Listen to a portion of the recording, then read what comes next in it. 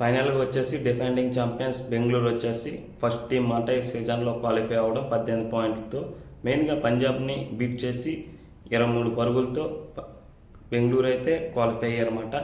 మొదటగా ఈ మ్యాచ్ చూసుకుంటే బెంగళూరు వచ్చేసి 222 పరుగులు చేశారు. మెయిన్గా వెంకటేష్ అయ్యర్, దేవదూత్ పడికర్ అలానే విరాట్ కోహ్లీ బాగా ఆడారు. మెయిన్గా వెంకటేష్ అయ్యర్ చూసుకుంటే అతనికి తక్కువ ఛాన్స్లు వచ్చినా బాగా ఆడాడు మాట. ఈ మ్యాచ్లో 73 పరుగులు 77 పరుగులు చేశాడు.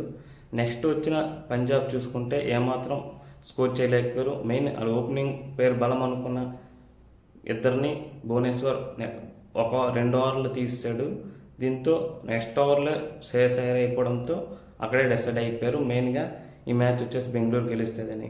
కానీ లాస్ట్లో స్టానిస్ అలానే శశాంత్ సింగ్ వచ్చేసి పోరాడారు, కానీ ఏమాత్రం లాభం అవ్వలేదు.